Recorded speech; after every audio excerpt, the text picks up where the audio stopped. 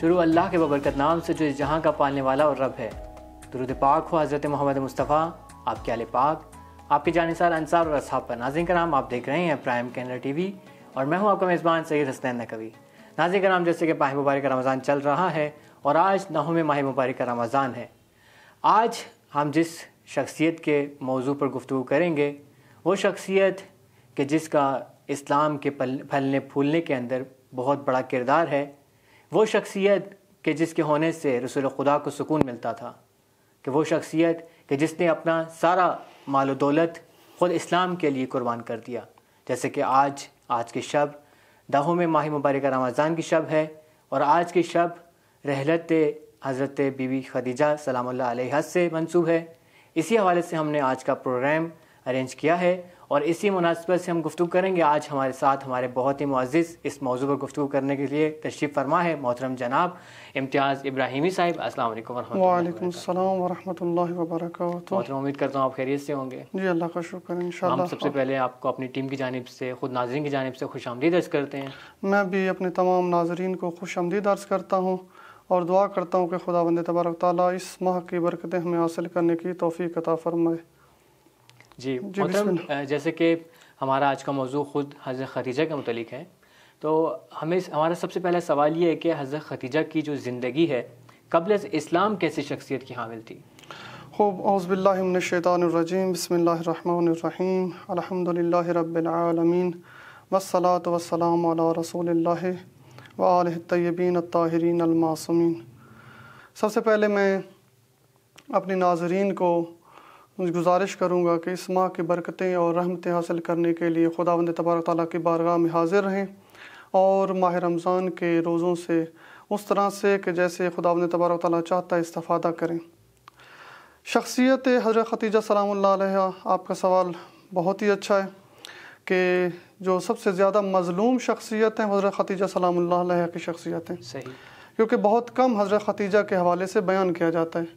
ہم اب اگر اپنی محافل دیکھیں، ہم اپنے نعتیں دیکھیں تو اس میں رسول اللہ صلی اللہ علیہ وآلہ وسلم کی ذات کو تو بیان کیا جاتا ہے، لیکن حضرت خدیجہ کی ذات کو بیان نہیں کیا جاتا۔ ایک روایت آپ کو بیان کر دیتا ہوں کہ جس میں رسول خدا نے بھی حضرت خدیجہ کی بہت زیادہ تعریف کی ہے، صحیح، اور اس طرح روایات میں بھی ہیں اور قرآن میں خداوند تبارک تعالیٰ نے حضرت خدیجہ کے عمل کو قبول کیا، انشاءاللہ وہ بھی آپ کے سامنے پیش کروں گا۔ زرقانی علماء اہل سنت میں سے وہ بیان کرتے ہیں کہ حضرت خدیجہ سلام اللہ علیہا دور جاہلیت میں بھی قانت تدعا فی الجاہلیت بالطاہرۃ لشدت عفافہا، صحیح، یعنی حضرت خدیجہ جاہلیت کے اندر بھی حجاب و عفاف کے اندر عفت و پاک دامنی میں طاہرہ کے لقب سے پکارا جاتا تھا۔ صحیح، یہ حضرت خدیجہ کی شخصیت ہے، یعنی کہ اس وقت کے جب دور جاہلیت میں کوئی حیا کا یعنی کنسیپٹ نہیں تھا، حتیٰ عورتیں بے حجاب بھی تھیں اور بہت سارے اور بھی ہیں خرابیاں جو علماء بیان کرتے ہیں تاریخ کے اندر کہ اس وقت کے دور جاہلیت کہا گیا۔ اس دور جاہلیت میں ایک عورت پاک و پاکیزہ رہے اور اس کا لقب بھی طاہرہ بن جائے، سبحان اللہ۔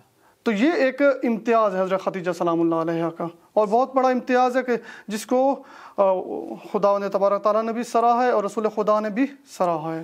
بالکل۔ اس کے علاوہ اور حضرت خدیجہ سلام اللہ علیہ کو سیدۃ نساء قریش بھی کہا جاتا تھا۔ صحیح۔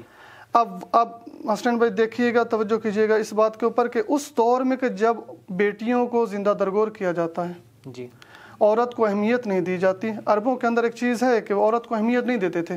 اگر کچھ عورتوں کا ذکر تاریخ میں ہوا ہے اور انہوں نے کچھ امتیاز حاصل کیے تو وہ اپنی ذات کے اوپر ہے، یعنی ان عورتوں کا کمال تھا۔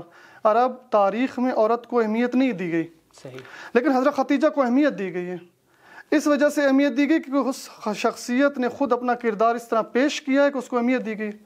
اس دور میں کہ جب عورت کو اہمیت نہیں دی جاتی تھی، اس کو سیدۃ النساء قریش کہا جاتا ہے، یعنی قریش کی سب سے بڑی عورت، صحیح، اور احترام کیا جاتا تھا۔ یہ تھا ان کا حضرت خدیجہ سلام اللہ علیہ کا دور جاہلیت کے اندر کردار۔ اگر ہم دیکھیں گے اس دور میں ایک عورت طاہرہ بن جاتی ہے اور پاکیزہ رہ جاتی ہے تو یہ بہت بڑا امتیاز ہے۔ سبحان اللہ۔ جی محترم، بہت شکریہ محترم۔ اب ہمارا اگلا سوال یہ کہ کیا قرآن کے اندر حضرت خدیجہ کے متعلق کوئی چیز بیان ہوئی ہے؟ جی یہ بہت ہی اہم سوال آپ نے کیا ہے۔ قرآن مجید میں اگر دیکھا جائے تو رسول خدا صلی اللہ علیہ وآلہ وسلم کو آپ کو معلوم ہے کہ غریب خاندان سے تھے، غریب تھے، ان کے پاس کوئی مال و دولت نہیں تھا، لیکن خداوند تبارک تعالیٰ نے سورہ ضحیٰ میں یہ جو فرمایا ہے وَوَجَدَكَ ضَالًا فَهُدَىٰ وَوَجَدَكَ عَائِلًا فَأَغْنَىٰ، یعنی اے رسول کہ آپ کے پاس کچھ بھی نہیں تھا، ہم نے آپ کو بے نیاز کیا۔ اگر آپ دیکھیں رسول خدا کے پاس مال کہاں سے آیا تھا؟ یہ مال اس وقت آیا تھا کہ جب حضرت خدیجہ سے نکاح ہوا تھا۔ صحیح۔ یعنی حضرت خدیجہ سلام اللہ علیہ نے نکاح میں آتے ہی حضرت خدیجہ نے اپنا سارا مال رسول خدا کو دے دیا، کہا کہ آپ کے اختیار میں ہے کہ اس مال کو چاہے جہاں بھی خرچ کرنا چاہتے کر سکتے ہیں۔ اب اس کو خداوند تبارک تعالیٰ نے کیا کہا ہے وَوَجَدَكَ عَائِلًا فَأَغْنَىٰ، یعنی آپ بے نیاز تھے، ہم نے آپ کو غنی کیا ہے۔ سب سے بڑا امتیاز حضرت خدیجہ کا یہاں پہ یہ ہے کہ جو مال حضرت خدیجہ کا تھا اللہ تعالیٰ نے اپنی طرف نسبت دی، بالکل، کہ یہ ہم نے آپ کو کیا ہے۔ اس سے مراد کیا ہے؟ اس سے مراد یہ ہے کہ حضرت خدیجہ اگر مال رکھتی تھی تو وہ مال خدا تھا، حضرت خدیجہ نے اپنا مال نہیں سمجھا، خدا کی راہ میں دیا، خدا نے کہا یہ میرا مال ہے، اے رسول ہم آپ کو اس کے ذریعے بے نیاز کر رہے ہیں۔ دو چیزیں ہوتی ہیں، ایک دفعہ یہ ہوتا ہے کہ آپ ایک عمل صالح انجام دیتے ہیں، اللہ تعالیٰ قبول کرتا ہے، لیکن ایک دفعہ ایسا ہوتا ہے کہ ایک انسان اتنا عمل صالح انجام دیتا ہے اور اتنا خوبصورت طریقے سے دیتا ہے کہ خداوند تبارک تعالیٰ اس کو بھی قبول کر لیتا ہے۔ اس کا اگر آپ کو شاہد بیان کروں تو قرآن میں موجود ہے، ایک دفعہ عمل قبول ہوتا ہے، ایک دفعہ عامل قبول ہوتا ہے۔ عامل اگر ناظرین کو مشکل پیش آئے، دقت ہو، عامل کا مطلب یہ ہوتا ہے کہ وہ جو کو عمل کر رہا ہے، عمل یہ ہوتا ہے کہ میں نے ایک انجام دیا ہے کام، اس کو عمل کہتے ہیں۔ عامل کون ہوتا ہے؟ وہ جو کام کر رہا ہے۔ بالکل۔ حضرت خدیجہ سلام اللہ علیہ نے کیا کیا؟ خدا کی راہ میں مال دیا، اللہ تعالیٰ نے اس مال کو بھی قبول کیا اور حضرت خدیجہ کو بھی قبول کیا۔ اب ناظرین پوچھ سکتے ہیں کہ اس سے مراد کیا ہے، آپ کہنا کیا چاہ رہے ہیں؟ تو اگر آپ قرآن میں دیکھیں حضرت مریم سلام اللہ علیہ کو خدا نے کہا فَتَقَبَّلَهَا رَبُّهَا بِقَبُولٍ حَسَنٍ، اے حضرت مریم اللہ تعالیٰ نے آپ کو قبول کیا ہے اور حسن طریقے سے، خوبصورت طریقے سے آپ کو قبول کیے۔ یعنی حضرت مریم اتنی پاکیزہ، اتنی طاہرہ ہو جاتی ہیں کہ اللہ تعالیٰ اس کو قبول کر لیتا ہے کہ تم میری کنیز بن سکتی ہے۔ صحیح۔ ایک دفعہ میں عمل اچھا انجام دیتا ہوں تو اس کو خدا جب قبول کرتا ہے تو اس کا اور نتیجہ نکلتا ہے، لیکن جب خود عامل کو خدا قبول کرتا ہے تو نتیجہ اور نکلتا ہے۔ مثلا جب مریم کو خدا نے قبول کیا تو نبی کی ماں بنا دیا، سبحان اللہ۔ اور لیکن جب حضرت خدیجہ کو وہ قبول کیا تو کیا کیا؟ اللہ تعالیٰ نے حضرت مریم کو، حضرت خدیجہ سلام اللہ علیہ کو حضرت فاطمہ الزہرا عطا کر دی۔ سبحان اللہ۔ یعنی دو طرح سے ہوتا ہے، اگر مریم کو خدا نے قبول کیا ہے تو حضرت نبی کی ماں بنا دیا، اور ادھر سے اگر حضرت خدیجہ کو قبول کیا تو فاطمہ الزہرا کی ماں بنا دیا۔ فاطمہ الزہرا وہ کون ہے؟ جو سیدۃ النساء العالمین ہیں، جن کو عالمین کی بھی عورتوں کی سردار قرار دیا گیا، اس کا قرار دیا جاتا ہے۔ اب دیکھیں ناظرین، اگر ہم دیکھیں کہ آسانی سے حضرت خدیجہ سلام اللہ علیہ کی زندگی کو غور کریں اور ہم اپنی زندگیاں دیکھیں، ہماری زندگیاں کیا اس قابل ہیں کہ خداوند تبارک تعالیٰ ہمیں بھی حضرت فاطمہ جیسی بیٹی عطا کر دے، بالکل، حضرت عیسیٰ جیسا بیٹا عطا کر دے؟ صحیح۔ کردار کے اوپر ہے نا، ہم چاہتے ہیں کہ ہمارے بچے ایسے اچھے پیدا ہوں، پاکیزہ پیدا ہوں، ہمارا کہنا مانے۔ ہر ایک ماں باپ کی آج کل مشکلات ہیں، یہ اولاد کی تربیت چاہتے ہیں ہو، لیکن اس سے پہلے کیا کہ خدا کہتا ہے کہ خود بھی انسان اپنے اندر تبدیلی پیدا کرے۔ اگر تم دور جاہلیت میں رہتے ہوئے طاہرہ بنتی ہو نا تو میں تمہیں فاطمہ الزہرا دوں گا، اگر اس دور میں اگر مریم بنتی ہو تو میں تمہیں حضرت عیسیٰ عطا کر دوں گا۔ اسی طرح اگر آج کے دور میں ہم اچھے بن جائیں تو خداوند تبارک تعالیٰ اس طرح کے ہزاروں نعمتیں ہمیں عطا کر سکتا ہے۔ بالکل۔ اسی کو اگر توجہ کیجیے گا، بعض اوقات انسان عمل صالح انجام دیتا ہے تو خدا کہتا ہے کہ ہم تجھے عمل صالح انجام دینے کی وجہ سے صالحین میں سے شمار کر دیتے ہیں۔ سبحان اللہ۔ لیکن اگر تم خود صالح بن جاتے ہو تو تم ان میں سے ہو جو متقین ہیں، جو صالحین میں سے ہیں۔ صحیح۔ تو خداوند تبارک تعالیٰ یہ انعام دیتا ہے، اور بعض اوقات اس چیز میں رکاوٹیں بھی بن جاتی ہیں، اور سب سے بڑی رکاوٹ اس چیز میں کیا ہے؟ گناہ ہے انسان کے۔ بالکل۔ انسان جب گناہ کرتا ہے تو خداوند تبارک تعالیٰ فرماتا ہے گناہ تمہارے دلوں کے اوپر آ کر تمہارے دلوں کو سیاہ کر دیتے ہیں۔ صحیح۔ اگر ہم گناہوں سے پاک زندگی گزاریں تو حضرت خدیجہ سلام اللہ علیہ کی طرح ہم بڑی شخصیت بن سکتے ہیں اور اسلام کی خدمت بھی کر سکتے ہیں۔ صحیح۔ جی محترم، بہت شکریہ، آپ نے بہت خوبصورت انداز میں اس سوال کا جواب دیا۔ ناظرین کرام، جیسے کہ حضرت مریم کو اللہ تعالیٰ نے ایک نبی کی ماں بنا دیا، اور اسی طریقے سے حضرت خدیجہ سلام اللہ علیہ کو اللہ تعالیٰ نے کوثر عطا کی، یعنی حضرت فاطمہ زہرا کی ماں بنا دیا۔ ناظرین کرام، چلتے ہیں وقفے کی جانب، وقفے کے بعد آپ کی خدمت میں دوبارہ حاضر ہوتے ہیں، ہمارے ساتھ رہیے گا۔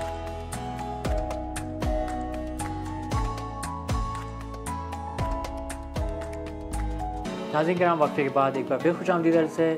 جیسے کہ ہماری بہت خوبصورت گفتگو خود حضرت خدیجہ کے متعلق چل رہی ہے، اب چلتے ہیں اپنے سوال کی جانب۔ جی محترم، جیسے کہ آپ نے خود حضرت خدیجہ کی شخصیت کو قبل از اسلام جو شخصیت ہے اس کے بارے میں بیان فرمایا، اگر کوئی مزید کوئی چیز ایسی ہے کہ جو حضرت خدیجہ کے بارے میں قبل از اسلام ہو تو اس کو بھی بیان کرتے چلیے۔ خوب، ایک نقطہ جو سب سے اہم ہے کہ والدین بھی کہتے ہیں کہ آج کا ماحول اور معاشرہ اچھا نہیں ہے، خراب ہے، تو ہم اپنے بچوں کو کیسے بچا سکتے ہیں گناہوں سے۔ بالکل، اگر دیکھا جائے تو حضرت خدیجہ کو کانت تدعی فی الجاہلیت بالطاہرۃ لشدت عفافہا، یعنی معاشرہ اگرچہ اثر کرتا ہے، اس میں کوئی شک نہیں ہے، معاشرہ برا ہوتا ہے، برے بچے عموماً ہو جاتے ہیں، ماں باپ بعض کا تربیت ان کی اچھی نہیں کر پاتے، اگر اچھی تربیت کرتے ہیں تو معاشرہ ان کو خراب کر دیتے ہیں۔ لیکن ایک انسان کے اندر اگر خود جوہر پیدا ہو جائے، اگر خود پاکیزگی اختیار کر لے تو حضرت خدیجہ کی طرح اس دور جاہلیت میں بھی پاکیزہ رہ سکتے ہیں۔ مثلا یورپ کنٹریز میں رہتے ہیں، مختلف ممالک میں زندگی گزارتے ہیں، اگر ہم اپنی اولاد کو شروع سے ہی اس طرح تربیت کریں کہ وہ خود طاہرہ بن سکے، طاہر بن سکے، پاکیزہ بن سکے، تو یہ اس کے لیے ہمارے پاس رول ماڈل کون سی زندگی ہے؟ حضرت خدیجہ سلام اللہ علیہ۔ اسی طرح سے اگر ہم اپنے بچوں کو بچانا چاہتے ہیں، سب سے اہم چیز ہے گناہ، جس سے ہمیں بچانا ضروری ہے، کیونکہ گناہ اگر انسان کی ذات کے اندر آ جائے یا ایک گھر کے اندر آ جائے، ایک معاشرے کے اندر آ جائے، معاشرے کو مثال دی جاتی ہے ایک کشتی کے ساتھ۔ بس ایک کشتی کے اندر مسافر جا رہے ہوتے ہیں، دریا کے اندر اگر کشتی چل رہی ہے تو اس میں اگر ایک شخص اپنی سیٹ پر بیٹھا ہی کہے کہ میں سوراخ کر دیتا ہوں، تو آپ سب مسافران کیا کرتے ہیں؟ اس کو روکتے ہیں، کہتے ہیں کہ نہیں، اس طرح سے ہم تمہیں نہیں کرنے دیں گے۔ کیوں نہیں کرنے دیں گے؟ اس وجہ سے کہ اگر اس کشتی کے اندر سوراخ ہوا تو پانی آئے گا، ساری کشتی ڈوب جائے گی۔ صحیح۔ اسی طرح اگر ایک معاشرے کے اندر ایک گناہ آئے گا تو معاشرہ پورا غرق ہوتا ہے، تباہ ہوتا ہے۔ لیکن اگر ہم سب ذمہ داری اٹھائیں، ایک ایک فرد ایک ایک بچے کی تربیت کرے، مثلا میرے بچے ہیں تو میں اپنے بچوں کی تربیت کی ذمہ داری اٹھاؤں، اپنی تربیت سب سے پہلے اپنی تربیت کروں، اپنی تربیت کی ذمہ داری اٹھاتا ہوں تو معاشرے کو خود بخود ہم پاکیزہ بنا سکتے ہیں۔ ہم سب دیکھ رہے ہیں کہ دوسرے ٹھیک ہوں، ہم خود ٹھیک نہیں ہوتے۔ اب امام علی علیہ السلام فرماتے ہیں کہ بعض اوقات جب انسان گناہ کرتا ہے تو روایت بھی بیان فرماتے ہیں، فالصورۃ صورۃ انسان والقلب قلب الحیوان، یعنی انسان بعض اوقات صورت تو انسانی ہوتی ہے لیکن دل اس کا حیوان ہوتا ہے، حیوانوں کی طرح ہوتا ہے۔ وذالک میت الاحیاء، امام علی فرماتے ہیں کہ اس کا یہ گویا چلتی پھرتی لاشیں ہیں، ان لاشوں نے بھی کیا کرنا ہے؟ ان لاشوں نے تو بدبو پھیلانی ہے، معاشرے کو آلودہ کرنا ہے۔ تو اس لیے حضرت خدیجہ سلام اللہ علیہ نے اس دور میں بھی جب اسلام ابھی نہیں آیا تھا، خود کو پاکیزہ دکھا کر اور کر کے یہ بتایا کہ کسی بھی معاشرے کے لیے کوئی جواز نہیں بنتا، کسی بھی انسان کے لیے کوئی جواز نہیں بنتا کہ وہ خود کو پاکیزہ نہیں کر سکتا۔ بالکل، یہ ہمارے لیے رول ماڈل ہے حضرت خدیجہ سلام اللہ علیہ، اور ہمیں اس رول ماڈل کو اپنانے کی ضرورت ہے۔ حضرت یہ شخصیات صرف پڑھنے کے لیے نہیں ہے یا ان کے لیے پروگرام برگزار صرف کرنے کی ضرورت نہیں، ان کو رول ماڈل بنانے کی ضرورت ہے، اور ہم میں سے ہر ایک انسان بنا سکتا ہے۔ صحیح محترم، جیسے کہ رسول اللہ صلی اللہ علیہ وسلم جو ہے خود مبعوث ہونے سے پہلے بھی امین کے لقب سے مشہور تھے، کیا حضرت خدیجہ کا بھی کوئی ایسا لقب تھا؟ جی، یہ بہت آپ نے اچھا سوال کیا۔ یہ اس رسول خدا صلی اللہ علیہ وسلم کو ہم سب جانتے ہیں کہ صادق و امین کے لقب سے پکارا جاتا تھا۔ بالکل، یعنی اگر رسول خدا ان سے کہتے تھے، ان سے سوال بھی کیا تھا کہ میں تو اگر تمہیں کہوں کہ اس پہاڑ کے پیچھے کیا ہے، ایک بہت بڑا لشکر ہے جو تمہیں پر حملہ کرنے والے، تم قبول کرو گے؟ کہتے قبول کریں گے۔ بالکل، اسی طرح حضرت خدیجہ سلام اللہ علیہ کو طاہرہ کہا جاتا ہے۔ سبحان اللہ۔ اب دیکھیں، اللہ تعالیٰ نے بھی اگر انسان طاہرہ بنے تو امین اس کی زندگی میں لے آئے گا۔ سبحان اللہ۔ ہم یہ کہتے ہیں کہ ہمارے بچوں کے لیے، مثلا میری بیٹی ہے تو اس کے لیے ایک اچھا انسان آ جائے، صحیح ہے، وہ بہت ہی پاکیزہ انسان ہو اور بہت ہی اعلیٰ تقوی کا مالک ہو۔ نہیں، پہلے آپ اگر طاہرہ بیٹی پیدا کرتے ہیں نا تو خداوند تبارک تعالیٰ خود امین کو آپ کی زندگی میں لے آئے گا۔ بالکل، کیونکہ طاہرہ کس کو کہتے ہیں؟ طاہرہ وہ ہے جو امین ہے، جس نے اپنے آپ کو اپنے شوہر کے علاوہ کسی کے سامنے پیش ہی نہیں کیا۔ سبحان اللہ۔ سب سے بڑی آج کل مشکل جو ہمارے معاشرے کے اندر پیش آئی ہے وہ سوشل میڈیا ہے۔ جی اس نے ہماری عورتوں سے یا ہماری بچیوں سے حیا کو چھین لیے. بالکل. کیونکہ سب سے بڑا جو آج کل تبرج الجاہلیت جس کو قرآن نے کہا ہے تبرج الجاہلیہ، یعنی جاہلیت میں کیا کیا جاتا تھا، عورتیں اپنے آپ کو پیش کرتی تھی معاشرے کے سامنے اور علم بناتی تھی. علم کا مطلب یہ تھا کہ علامت کہ میں تمہارے لیے حاضر ہوں. صحیح.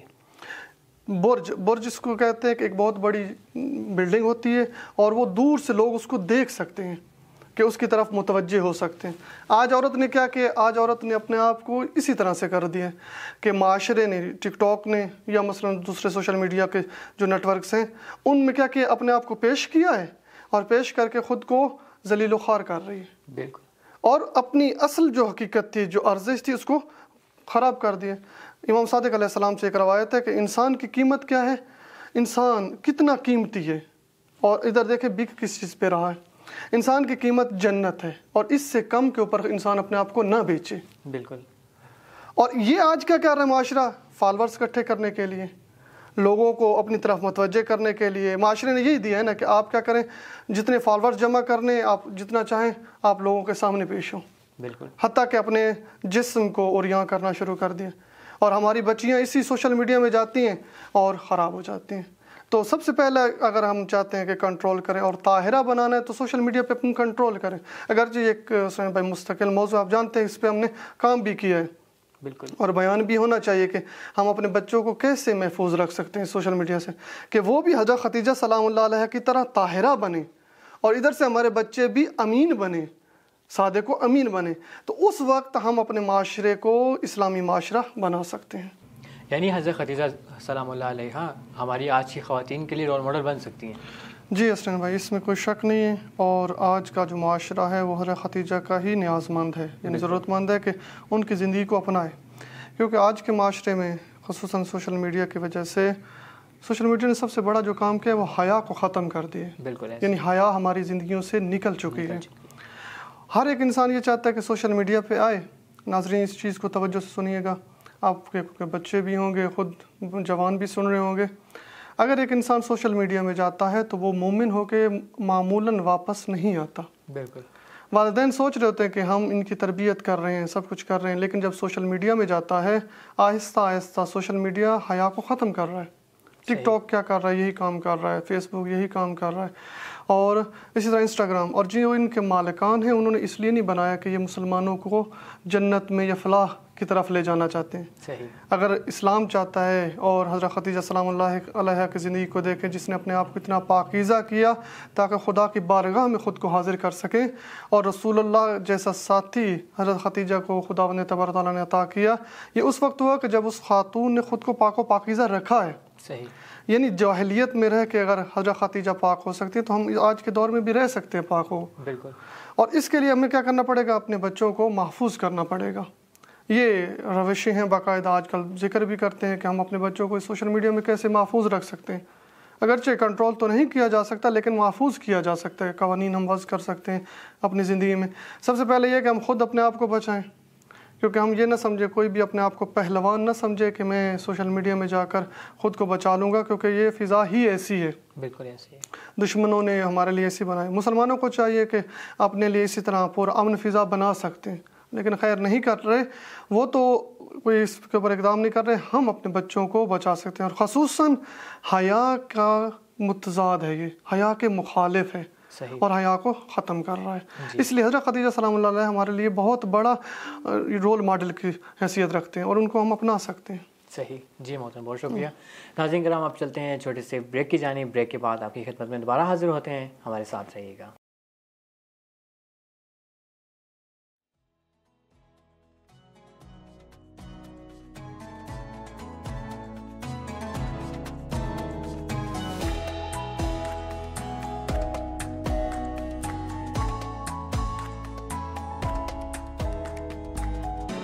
ناظرین کرام، وقت کے بعد ایک بار پھر خوش آمدید ہے. جیسے کہ ہماری بہت خوبصورت گفتگو جاری ہے، اب ہم چلتے ہیں اپنے اگلے سوال کی جانب. جی محترم، جیسے آپ نے بہت اچھے طریقے سے خود حضرت خدیجہ کی شخصیت کو ہمارے لیے روشن فرمایا. ابھی یہ بھی بیان کرتے چلیے کہ خود احادیث کے اندر، خود روایات کے اندر حضرت خدیجہ کا کیا مقام بیان کیا گیا ہے؟ خوب، یہ بہت ہی اچھا سوال ہے آپ کا. ہم دیکھتے ہیں کہ رسول خدا کی نگاہ میں حضرت خدیجہ کا کیا مقام تھا. بالکل. کہ جو اس قدر اللہ تعالیٰ نے ان کے لیے رسول خدا کو انتخاب کیا۔ اور رسول خدا خود جب اپنی ہمسران کے ساتھ بیٹھتے تھے، اپنی زوجات کے ساتھ بیٹھتے تھے، تو رسول خدا صلی اللہ علیہ وسلم اکثر حضرت خدیجہ کا ذکر کرتے تھے۔ بعض اوقات کیونکہ آپ کو پتہ ہے خواتین میں یہ چیز ہوتا ہے کہ وہ دوسری بیوی کو برداشت نہیں کرتی، اس کے بارے میں کوئی بات اچھی معمولاً نہیں سنتی، تو انہوں نے اعتراض بھی کرتی تھی کہ آپ حضرت خدیجہ کا اتنا ذکر کیا کرتے ہیں؟ تو رسول خدا نے حدیث بیان فرمائی کہ این مثل خدیجہ صدقتنی حین کذبنی، خدیجہ کی جیسی پیدا ہی نہیں ہو سکتی، سبحان اللہ، خدیجہ جیسی کوئی بھی نہیں ہو سکتی۔ کیوں؟ اس وقت کہ جب تم سب نے مجھے جھٹلایا، اس نے میری صداقت کی گواہی دی۔ سبحان اللہ، یعنی اکثر رسول خدا کی بیویاں اس وقت بنی ہیں کہ جب رسول خدا فتح مکہ ہو چکا ہے، رسول خدا کے پاس حکومت ہے، اور یہ چیزیں، اس چیز کے اوپر ایک توجہ کی ضرورت ہے کہ اب اکثر بیویاں رسول خدا نے حضرت خدیجہ کی زندگی میں کوئی شادی نہیں کی۔ بالکل، یہ ایک بہت بڑا امتیاز حضرت خدیجہ کا، یعنی رسول خدا نے نہیں چاہا کہ میری زندگی میں اگر خدیجہ کوئی اور عورت آئے۔ جب حضرت خدیجہ کی وفات ہوئی تو اس وقت بہت سارے لوگوں نے حضرت رسول خدا کو فرمائش کی کہ ہماری بیٹیوں سے شادی کی، جو پھر رسول خدا نے ازدواج کی۔ اب دیکھیں، یہ وہ افراد ہیں کہ جو فتح مکہ کے بعد رسول خدا کے پاس حکومت ہے، اور رسول خدا اس حکومت کے سردار ہیں، اس وقت آ رہے ہیں۔ اور حضرت خدیجہ کب آ رہی ہیں؟ جب رسول خدا کو جھٹلایا جا رہا ہے، جب رسول خدا کے اندر طائف کے اندر پتھر مارے جا رہے ہیں، جب رسول خدا کے اوپر کوڑا کرکٹ پھینکا جا رہا ہے، جب رسول خدا کا مذاق بنایا جا رہا ہے، اور نعوذ باللہ جب رسول خدا کو مجنون کہا جا رہا ہے۔ قرآن کی خود گواہی ہے کہ یہ مجنون کہتے تھے، حتی رسول خدا کو شاعر کہتے تھے۔ اس وقت ایک عورت جو سیدۃ النساء قریش ہے، قریش کی عورتوں کی سردار ہیں، اور وہ اس شخص کے ساتھ شادی کر لیتی ہیں اور اپنا پورا مال دے دیتی ہیں، اور شیب ابی طالب میں یوں حتیٰ بیان ہوا ہے، شیب ابی طالب کے اندر وہ جڑیں درختوں کی چوس کر گزارا کر رہی ہے۔ اور اب کون آ رہی ہیں؟ جب رسول خدا نے کہا نا کہ جب تم لوگوں نے میری کذب کیا، جب مجھے جھٹلایا، تو خدیجہ نے مجھے اپنایا ہوا تھا۔ اب یہ خواتین اس وقت آئی کہ جب رسول خدا اگر وضو کرتے ہیں تو نیچے سے پانی لینے کے لیے تیار ہیں تبرک کے طور پہ۔ رسول خدا اگر ایک آواز کرتے ہیں تو نکالتے ہیں، یا مثلا اپنے انصار کو بلاتے ہیں تو ہزاروں انصار جمع ہونے کے لیے تیار ہیں رسول خدا کی مدد کرنے کے لیے۔ یعنی رسول خدا کے پاس حکومت ہے۔ یہ ایک عام انسان کی مثال لے لیں، ایک عام انسان جو معمول لوگوں کی زندگی گزار رہا ہو، اس وقت کتنے اس کے قریب ہوتے ہیں، اور جب حکومت میں پہنچ جائے، اقتدار میں پہنچ جائے، تو بہت سارے لوگ ہوتے ہیں۔ رسول خدا کہتے ہیں کہ تم اس وقت میرے پاس نہیں آئے، تم میرے رشتے زواج میں نہیں آئے، لیکن خدیجہ اس وقت بھی میرے پاس تھی، اس نے میرا ساتھ دیا، اور حتیٰ رسول خدا نے کہا تھا وہ میرا وزیر بن کے مجھے مشورہ دیتی تھی۔ یعنی اس قدر رسول خدا کے نزدیک وہ گرامی و مہربان و محبت رکھنے والی تھیں کہ رسول خدا جو کہتے تھے وہ کرتی تھی۔ بالکل، یہ حضرت خدیجہ کا مقام ہے۔ اور اس کے بعد روایت کے اگلے الفاظ ہیں وَآنَتْنِي عَلَيْهِ مال بِمَالِهَا، اور اس نے اپنے مال کے ذریعے سے میری مدد کی۔ صحیح، یعنی حضرت خدیجہ سلام اللہ علیہ کے پاس جتنا مال تھا رسول خدا کی خدمت میں پیش کیا۔ اور پھر میں نے آپ کے سامنے پہلے بھی بیان کیا کہ خدا نے اس مال کو اتنا پاک مال کو اتنی سراہا ہے کہ کہا کہ یہ میرا مال ہے، اور اس کے ذریعے سے ہم اپنے آپ کو بے نیاز کیے۔ یہ مقام و منزلات، اور بھی روایات بہت زیادہ ہیں جو ہم بیان کر سکتے ہیں کہ حضرت خدیجہ سلام اللہ علیہ کے۔ اور پھر بیان بھی کیا کہ عورتوں میں سے سب سے بہترین عورتیں 4 ہیں، صحیح، رسول خدا نے بیان کیا۔ ان میں سے ایک حضرت خدیجہ ہے، حضرت مریم ہے، حضرت آسیہ ہیں، اور اسی طرح سے حضرت فاطمۃ الزہرا سلام اللہ علیہ، اور ان میں سے ایک حضرت خدیجہ سلام اللہ علیہ۔ اور جنت کے باقاعدہ رسول خدا نے بتایا کہ جنت میں آپ کا ایک خاص مقام ہے خدا کی نگاہ میں۔ یہ وہ مقامات ہیں جو رسول خدا نے حضرت خدیجہ کے حوالے سے بیان کیے۔ اور حتیٰ رسول خدا کہتے تھے کہ میں اس سے محبت کرتا ہوں جو خدیجہ سے محبت کرتا ہے۔ سبحان اللہ۔ ناظرین، آج کہ شب وہ شب ہے کہ جس میں رسول حضرت خدیجہ اس دنیا سے گئی ہیں۔ اگر ہم بھی چاہتے ہیں محبوب رسول خدا بنے تو حضرت خدیجہ سے محبت کرنی پڑے گی۔ سبحان اللہ، محبت رسول حاصل کرنی۔ اور آپ کو معلوم ہے ناظرین کہ رسول کی محبت حاصل کرنی ہے، گویا ہم نے اگر رسول سے محبت کر لی تو اللہ سے کی محبت ہم نے حاصل کر لی، اور جس نے اللہ کی محبت حاصل کی تو وہ نجات یافتہ ہے۔ جی محترم، بہت شکریہ، ہم آپ کے بہت شکر گزار ہیں کہ آپ نے بہت خوبصورت انداز کے اندر اس موضوع کو ہمارے لیے بیان فرمایا۔ جی ناظرین کرام، جیسے کہ آپ نے آج حضرت خدیجہ سلام اللہ علیہ کی شخصیت کو سمجھا، اور جیسے کہ رسول اللہ صلی اللہ علیہ وآلہ وسلم کو قبل از اسلام بھی صادق اور امین کے لقب سے پکارا جاتا تھا. اسی طریقے سے حضرت خدیجہ سلام اللہ علیہا کو طاہرہ کے لقب سے پکارا جاتا تھا. اللہ تعالیٰ سے دعا گو ہیں کہ آج کی خواتین کو حضرت خدیجہ سلام اللہ علیہا کی پیروی کرنے کی توفیق عطا فرمائے. ناظرین کرام، یہاں پر ہمارے پروگرام کا وقت تمام ہو جاتا ہے. اگلے پروگرام تک کے لیے اجازت دیجیے. اللہ حافظ. خدا حافظ.